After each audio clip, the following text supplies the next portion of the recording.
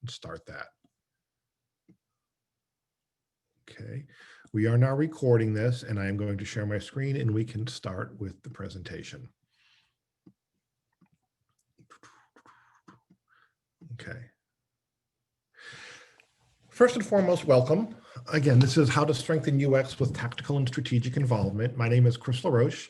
I'm a member of CSAW and the DAS team, and I work within the Accessibility and Usability subgroup with Catherine Wall, who is a colleague here who will be taking the questions today, and with several other people. One thing I would ask, if people do have questions, please, at least while I'm speaking, please just type them into the chat box, and Catherine will be handling them and asking them when I take a break. And then, of course, at the end of the session, we will be having open-ended questions if anyone wants to discuss anything further at that point. One thing I just wanted to mention about this presentation is I originally did this 2 years ago at a marketing conference. And for any of you who've seen me before, this is unlike most things I've done, where this is an extremely visual presentation, which is something that I'm not known for. So please bear with me, and I'm looking forward to kind of talking through this. So first and foremost, this is really just talking about the mixture and how you really need to have tactical and strategic involvement involved in a successful organization. And what that is that's really kind of exploded over the last decade of having both of these combined. And doing that really will help us understand how organizations have adapted and integrated this mindset to be very successful within user experience. So what this discussion focuses really is how and why has the concept of user experience as we know it exploded and become so pervasive the last decade, which it really, really has. And I'm going to say that a large portion of that is because of something called UX strategy. And just to start off with, I'm going to say, like much of what we talk about within user experience, the idea of UX strategy, or that terminology, is really a buzzword. And it's become most prominent over the last few years, but it really is a definition that is quite porous and evolving. That being said, it also is very much contextual on the organization that you're working with, and depends on each organization often has a different definition of UX strategy. That being said, this growth did not just happen of user experience. It evolved over time, both organically and with a lot of assistance from a variety of different organizational groups and things like that. I would say first, tactical is something where employees who are doing the work in the proverbial trenches and have been doing this for many years in many organizations. And I would say most of us who are UX people on this call probably are much more tactically inclined, because that's where most of our day-to-day work really does happen. Also, the strategy has really emerged and provided resources and just a higher amount of visibility to further and solidify UX and making it much more permeable through the entire organization. One of the things that I'll keep on coming back to through this is that to raise user experience to a higher level, you really need to have a strategic plan and policy.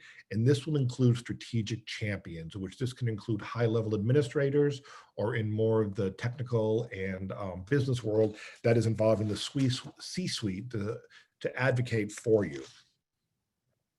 So now that I've said strategy is a very porous term, I'm going to throw out what I'm going to use the working definition for today, which I think kind of maps to us at MIT, but also the field in general. I would say that UX strategy really is a systematic review and understanding of the end-to-end flow, or how a person would use a product, a website, or a workflow. This really will happen, UX strategy will happen when management advocates and directs both using user-centered design and UX principles at an organizational and cultural level, and is an organizational priority on the highest level. And that's really one of the cruxes of that, is it has to come from a very high organizational level. That being said, I'm going to first talk a little about tactical, which is much more prominent and much more common. And I think most of us who are UX people really kind of fall into this category.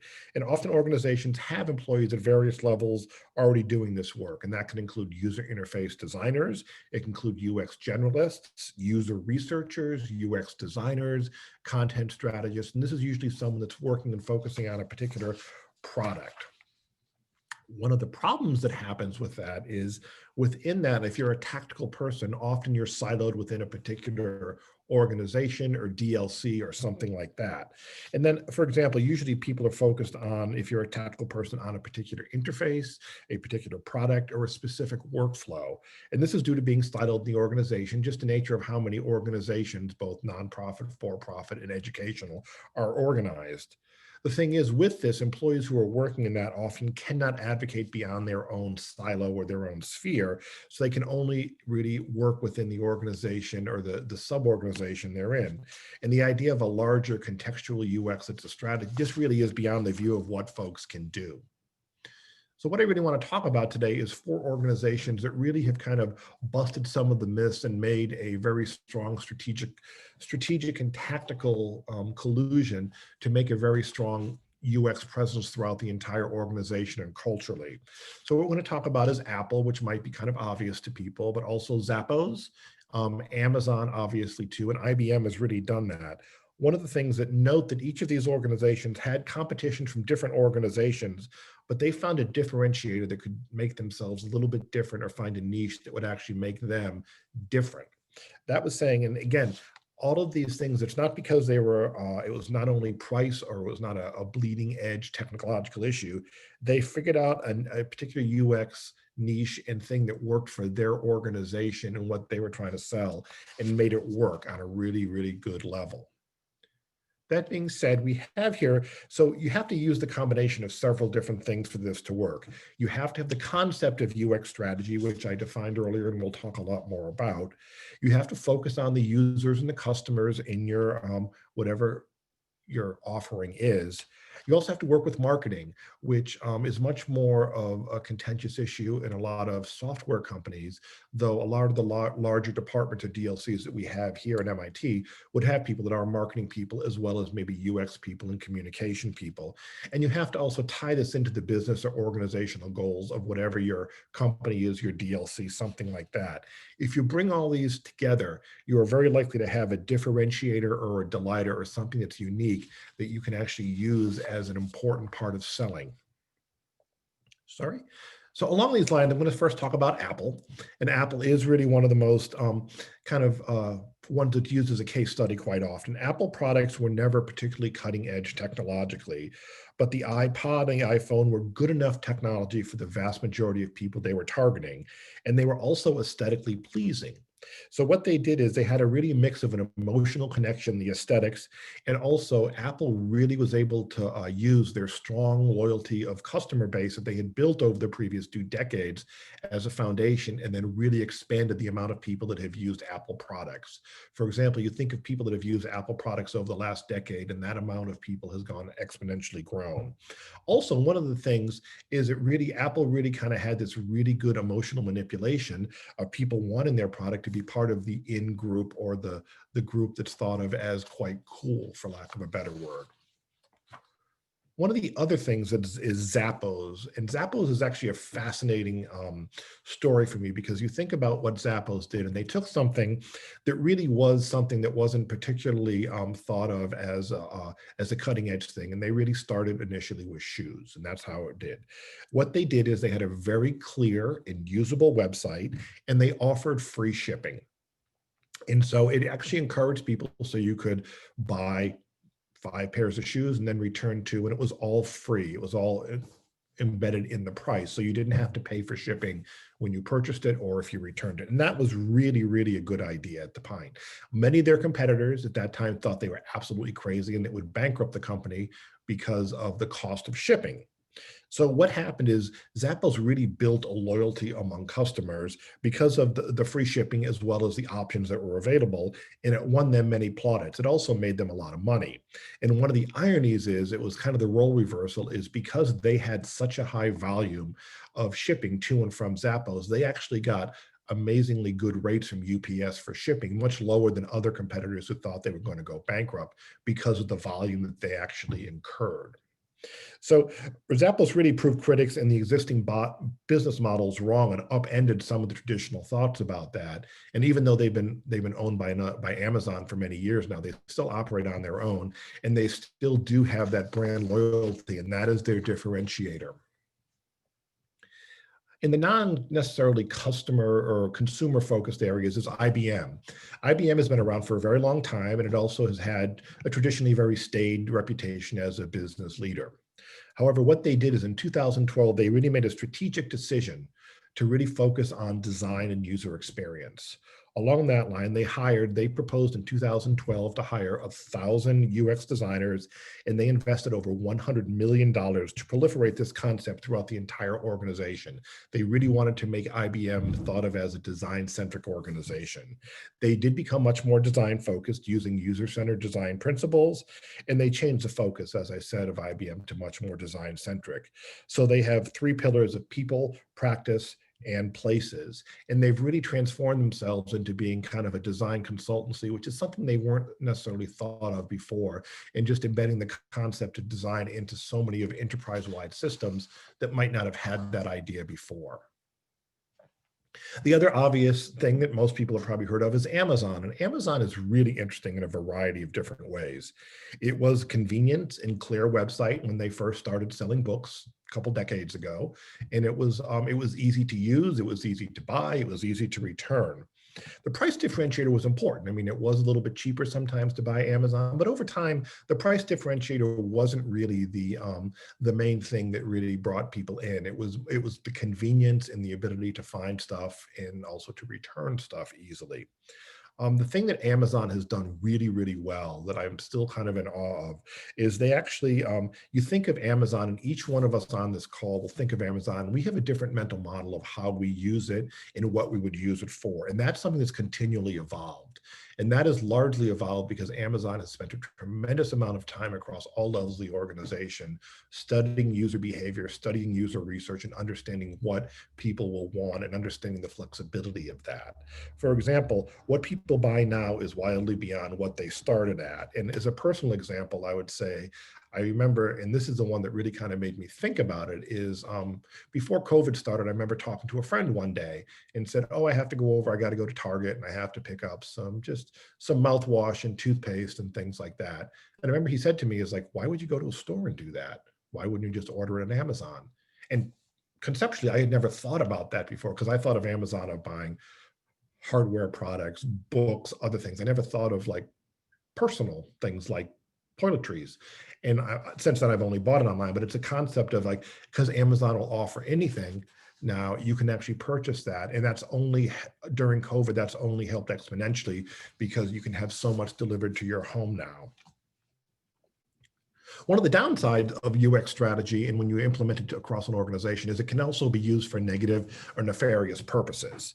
So one of the best example, or the worst best example, I should say, really has been the airline industry since 2001, after the crash in 2001, and how they've recovered, and how up until COVID, the airline industry was continually expanding and basically bursting because people were traveling so much. But many of the traditional legacy American carriers have also done this thing called we can say calculated misery is the name of one article about it. And it's really making people pay for everything possible on an airline that they can actually be able to make people pay for. So basically the default now is economy minus. If you actually want to get a seat that you can sit in comfortably, if you want to purchase food, if you want to get beverages, basically everything except going to the bathroom now you're charged for on a domestic flight specifically. So one of the things is with many of the legacy carriers, they all are kind of have been doing this. So even certain carriers that are just a little bit better, like JetBlue, which has a little bit more comfortable seats and they have a little like an extra inch or two leg room, they're seen as differentiated because they're less uncomfortable than a lot of the other carriers. And for example, JetBlue used to be one that advocated and prided itself on being so much more of I wouldn't even say luxury, but just a comfortable flight. But even as these other airlines have kind of done this calculated decision to be negative user experiences, JetBlue has also pulled back on how far they were going. So they're still seen as a little bit better, but that doesn't mean they were probably as good as they would have gone if the other legacy carriers weren't being so designing so much in a negative way. Also, one thing that's another negative experience is like a bad end-to-end user experience that's not systematic. And I use the example of Pottery Barn or Williams Sonoma, which is a somewhat higher end furniture and cookware store, or aspirational even in that way. And like when you purchase a piece of furniture, you kind of, the end-to-end experience is you purchase it, whether it would be in the store or online, and then they have this thing called white glove service, which it will deliver to your house. They'll deliver it, they'll put it in your house, place it how you want it.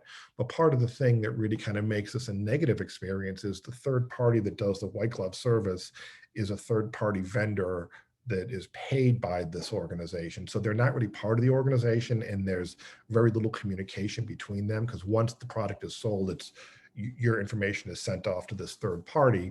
And then we've had experiences where they haven't shown up when they said they were going to, and when they've tried to deliver it, we've had damage to the equipment. So that kind of leads to a negative experience thinking about the main Williams Sonoma or Pottery Barn, just because you're purchasing it, and as the user, you're expecting this end to end. It's this thing called white glove service, and it isn't that. So again, that's another negative experience. One small thing I'd say about on the airline, the flip up of that is there's a small airline called Porter Airline, which is based in Toronto, and they service the eastern US and eastern Canada, and they use smaller planes. They're about 100-seat planes. But one of the things that they do is their differentiator is they're reasonably priced. They're slightly cheaper than other airlines and Air Canada or the legacy carriers, but they also offer free service, free food. You can change your tickets free, and also they dress up in the 1960s era of what flight attendants and stewards did. So it kind of harks back to an era that was much more of a fashionable and kind of pleasant experience of traveling. And so they've actually had that as their differentiator, and that's one of the positive angles of airlines that have happened. So within this strategy, you really have to ask, what is your business or organizational problem you're trying to solve? And this was from a colleague who actually is a user experience strategist at a large firm. And really, one of the things that Sari has said here is that only with talking the language of business or the organization can UX succeed. UX is fundamentally created under the kind of auspice of business and businesses and organizations like that. And that is how and when UX strategy and UX can survive and thrive even better. So part of that is the context of understanding the context of know your business or know your organization, what the organization will need to focus on in the next few years. For example, we're going to be living in COVID and post-COVID for the next few years. And how can we adapt that to make the experiences that everyone from faculty, staff, and students especially have? How can a user experience fit into the concept that we're talking about here? And this very much applies to nonprofits, NGOs, and for higher educational institutions, though it might have started in the software and technology field.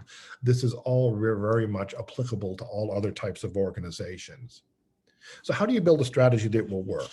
As I mentioned earlier, and we'll talk more about, the C-suite or the high-level administration needs to get on board. It needs to really advocate for this, but also it needs to really kind of be an ally for this in a very strong way. It has to help provide vision avenues to allow for successful experiences for people that are using the products, the services, or the technology. For example, as I said, your product in each of the 4 examples that I used, there was a differentiator with each of them, and there was a delighter, whether it was the free shipping from Zappos or the ability to buy anything from Amazon. That was very, very critical. And you think about whatever organization or department you're working, what is a differentiator? For example, in DLCs, there's certain education things that MIT can offer that other places can't offer. One of the toughest and most important things, though, still is the cultural shift. You have to really have cultural shifts that embrace user experience and user-centered design on both high and low levels, and making sure that this encompasses and includes everyone on all levels. This is not only the users, but you also have to think about the stakeholders and what their priorities are as well.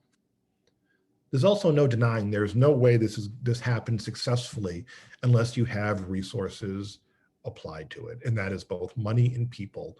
And that really is critically important. And that's where the C-suite and the upper management can help the most, because they are the ones that quite often have the ability to release those resources on a much higher level than maybe a DLC or a department could do. And again, this was more focused originally on more organizations such as software and technical companies. So we say C-suite, but again, for our context here, this would also very much be at the higher levels of departments, or even if the executive management of MIT IT. You have to have buy-in from them, and that only happens when you get the C-suite level to understand, advocate, and invest for a more consistent, complete user or customer experience.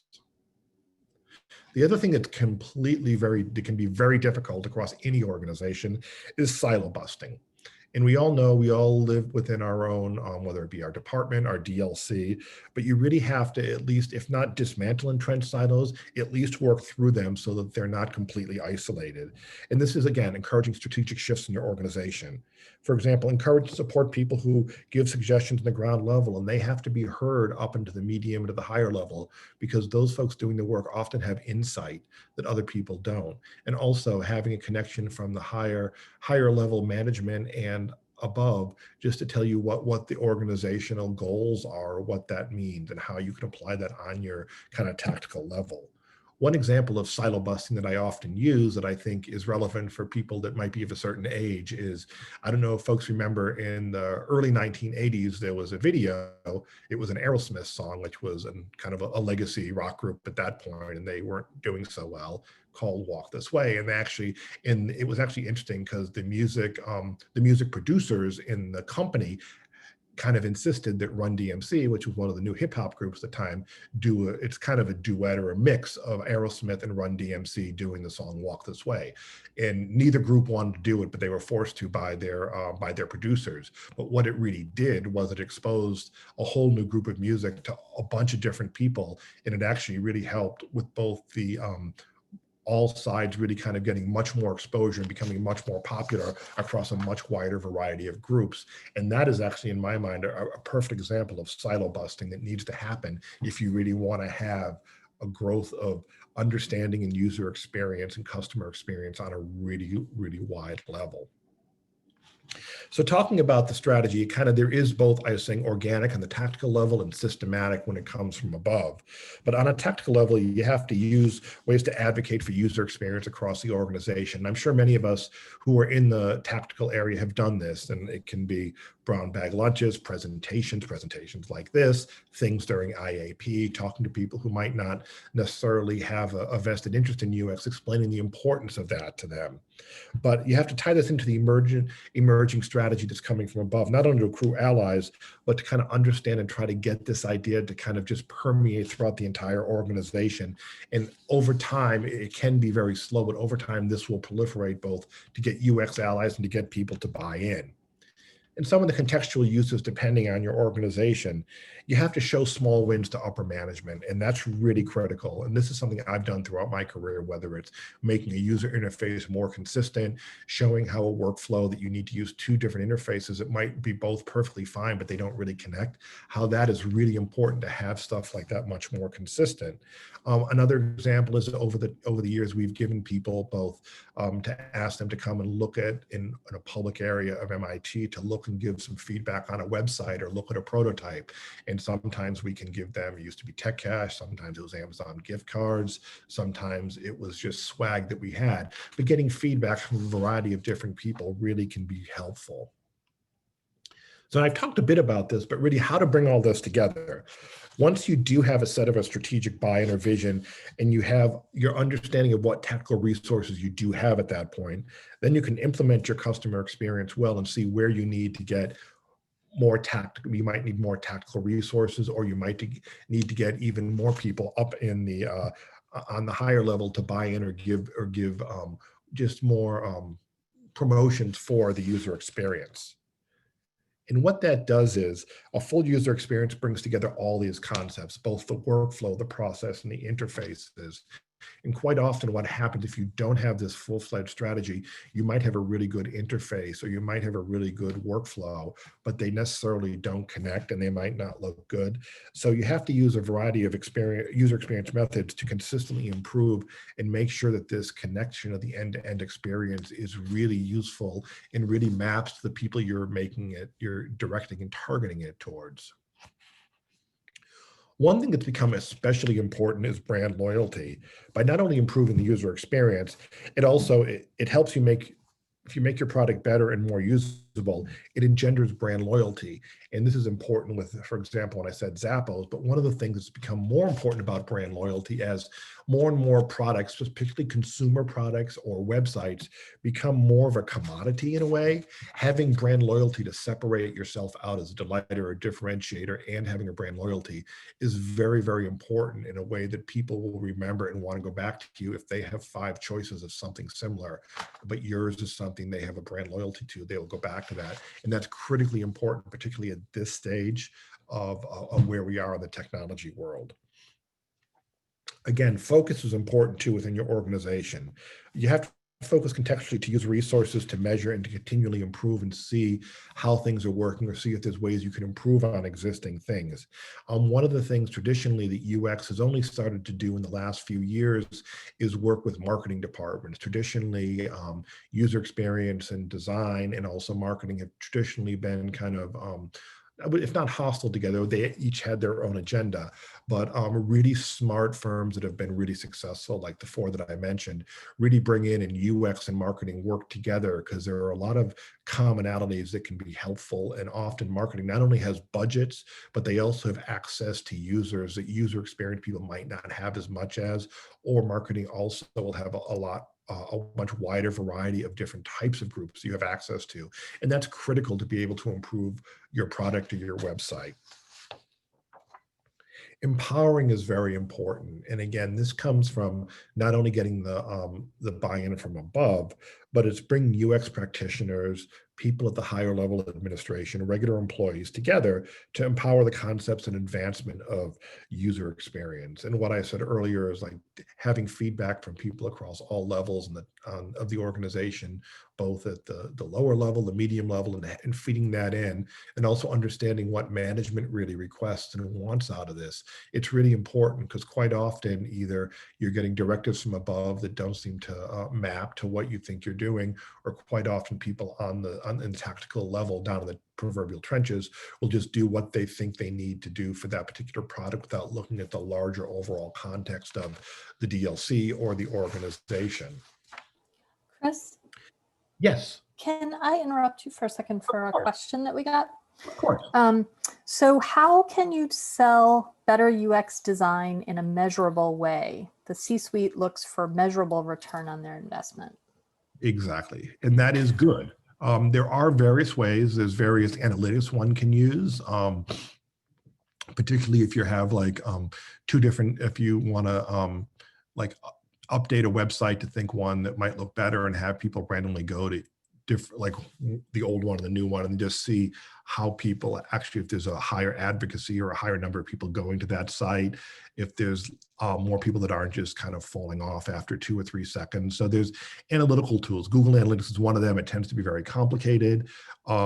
We use some various tools in our group, but really you have to have these measurable things, and surveys are another way that we kind of work with people for satisfaction sometimes to see if they're satisfied, and if they are, to see if we can up that satisfaction rate by changing some of the user interface, the workflow, and then using surveys a few months later to see if that's been resolved or gotten a little bit better. So there are ways like that that can be used. There are a lot more complicated ways that a lot of software companies use that probably aren't relevant for us here at MIT as we focus on websites and workflows, but really consistently talking to users and doing surveys or even user interviews are one thing I would say that are measurable. And surveys are good because it's a lot of quantitative data you can get, and quite often people at the higher level, or the management or the administration at the higher level, will want to see a lot more of quantitative data, which can be useful. But I also, as a user researcher, I also advocate you have to be careful of that because it does have its own limitations. But usually, I would say, for us, we've used surveys quite frequently, especially longitudinal over time, to see if things have improved. Thank you. Sure, and I'm happy to talk more about that later as well. So as kind of wrapping up, I really want to reinforce the specific takeaways for an organization. And it can't be said enough, and I think we probably know this, although it can be a little painful times, getting funding for resources to support a strategic vision to incorporate your UX, which helps on a higher level to promote it, but also might fill in some of the missing aspects down on the tactical level that many of us are using. And again, as I think many of us are probably doing this on our own day-to-day work as much as we can, you really kind of have to push the culture of a user-centric organization. And that's through constant evaluations, like I had mentioned in the question, how to talk about changes, presentations. One of the things I say is think about a small frustration on a web form or some type of interaction that you know as a user experience person can be fixed. One thing that I would say, and this is kind of a personal anecdote, when we had our older VPN system, which was the old Cisco system, which we don't really use anymore, there was a dialog box and you'd had to log in to do your dual authentication. You'd go into Duo and it would be your password, your curb, and it said second password. And that was very, very clunky. And I had tried many times to have that second password terminology changed so that it would say something like Duo password, because you had to get your dynamically generated password from Duo or something like that. And that would have been a very small win to get that changed, because there was a lot of confusion. We had lots of people contacting us about that, and it was completely modifiable because Harvard did something similar. But that would be one example of like a small win. One things that we have done is we'll go to open areas in MIT down in the Infinite Corridor during times when we can to do small guerrilla testing. And as I mentioned before, getting feedback from people about a particular website and development. Brown bag lunches are another common thing. And again, that's things that many of us have been doing, but if you can get buy-in from above and also always be able to show them that you're doing these kind of things just to try to permeate the idea of user experience throughout the entire organization, it really will help, as well as using just kind of basic workshops and presentations on what is prototyping, what is other aspects of the things that we do can really be helpful and get buy-in from people when they see how things can actually change with little cost and little time if it's done at the right time in the process. So I kind of want to, as we kind of gear out of that and just kind of look at where we're looking at the future. And this is commonly used in UX discussions, but this is kind of my final thoughts about beyond the digital realm of user experience. And this is, most people might know this, it's called OXO brand. It's kitchen equipment that's usable for people with motor, cognitive, and other issues. It's not digital per se, but it is actually a really nice combination of both user experience and accessibility in making it usable for the widest possible audience.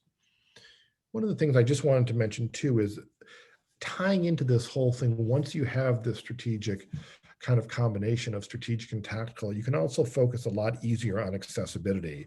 And that is really making sure that your product works for the widest possible audience, not just the conventional 80-20. And really reasons for that are many. One, you want to make sure it's accessible to the widest possible audience. You also have traditionally college students and anybody really under 25 today grew up with the American with Disabilities Act, and they expect technology to work for them. They don't, regardless of their disability. So there's an expectation that's very different from other generations. Additionally, the baby boomers are retiring in great numbers now, and that market is a very powerful and potent one. Also, for example, larger font and the ability to do magnification, be able to change the browser to make it suit your needs is one of the really important things. And accessibility in some ways is kind of the natural evolution and coattails after successfully UX has happened, making products and services available to all. And many of the organizations that I talked about too in the case studies is after a successful user experience strategy was implemented, the idea of accessibility and also something called both inclusive and universal design really has evolved and taken a hold. And some people will say that's under the UX umbrella, but really universal and inclusive design, this is a huge area of opportunity because traditionally a lot of folks who would be really advocate and use inclusive and universal design have been left out of the process. And again, this often involves thinking about edge cases and creating experiences, including individual experiences in the digital realm for people that will help products be more successful. I mean, the common one is assistive technology is often mentioned as glasses are very much that. But we don't think about glasses as assistive technology. We simply think of them as glasses, but they are assistive technology. And again, think about people that have visible and invisible disabilities. They're the common disabilities that most of us understand, or people that have hearing loss or people that have vision loss or issues, but there's also a tremendous amount of people that have temporary disabilities, that might have situational disabilities, some that are invisible that we don't know. And we have to take that into account. And only by actually fully implementing the UX strategy and including universal and inclusive design in that, are we going to be able to not only reach everyone, but it will also be a much wider audience that will not only satisfy people, but also for other for-profit organizations can really make them much more successful too. So one thing I would say is that most of the accessibility, inclusive, and universal design, they're very much in the tactical realm now. There's not a lot of strategic advocates for that. And if it is, it's very much focused in the legal and compliance realm, which is much different than user experience, which was always focused on the users. But hopefully as this matures and gets and more advocating for this, we will actually have a focus on the users of all abilities to focus on this. And that will be included in this strategic and tactical combination with an accessibility and usability and inclusive design. So that is the end. If anyone has any questions, I'm happy to take that. And also you can always get in touch with us, get in touch with me at my email is LaRoche@MIT, or you can always email us if you have questions or want any assistance with work at usability.mit.edu. And also our website is ux.mit.edu. And what I'm going to do is I was going to actually stop sharing, and I'm happy to take questions now. And I'm also going to just stop recording right now, but I'm going to take some questions if anyone has any.